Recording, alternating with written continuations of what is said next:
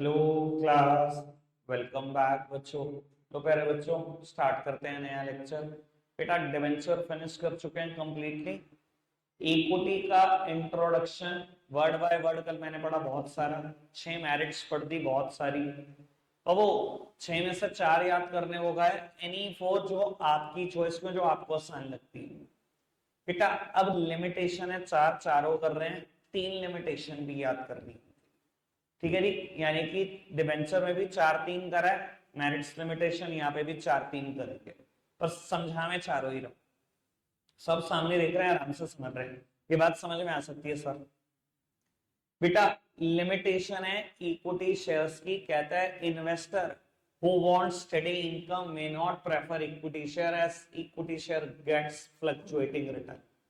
अब वो कहता है वो इन्वेस्टर जिनको फिक्स्ड इनकम चाहिए, बिल्कुल फिक्स्ड इनकम, कहता है वो इक्विटी शेयर कभी प्रेफर ना करें, क्योंकि इक्विटी शेयर को तो फ्लक्चुएटिंग इनकम मिलती है, फ्लक्चुएटिंग रिटर्न मिलती है। अच्छा, जिनको फिक्स्ड इनकम चाहिए वो क्या प्रेफर करें?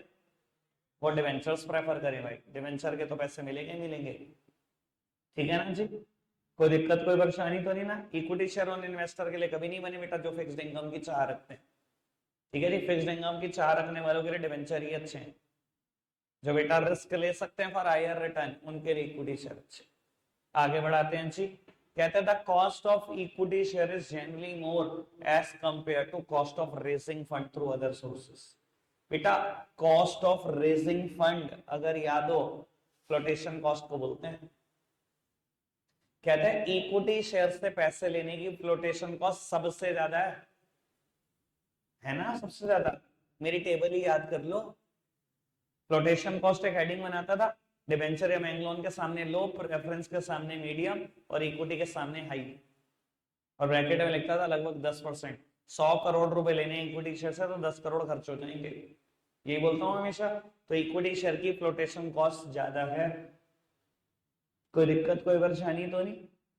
तीसरी बात भाई, मैं चलो तीसरी बात सबसे लास्ट में बोल देता हूँ, ये उन्हीं को समझ में आएगी जिन्होंने पहले डिबेंचर अटेंड कर रखा है।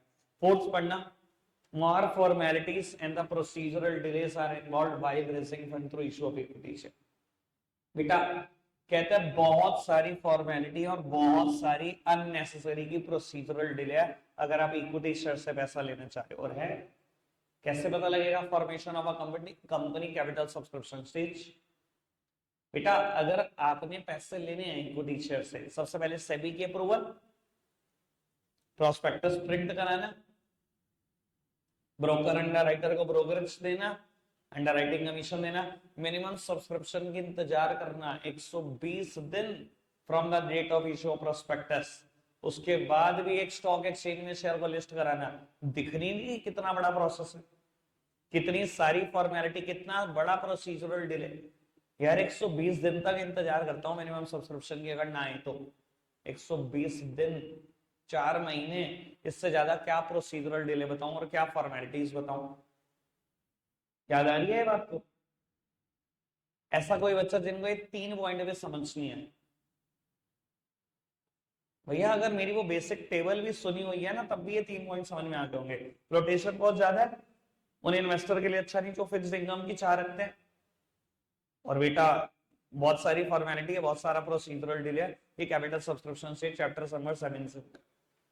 अब ये थर्ड पॉइंट शायद समझना है जिन्होंने डिवेंचर नहीं पढ़ा हुआ।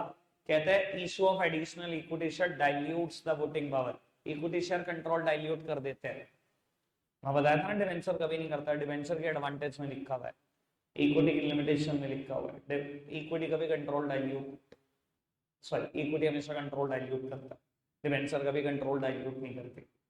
A company may afraid of takeover would prefer debt over equity। याद है बात हो रही थी? बस मुझे आज इतना ही कराना था, मैंने पहले ही बताया हुआ है कि आज मैंने कम कराना, सुनना ज्यादा है। तो बाबू रख इतना ही रहे, बाय।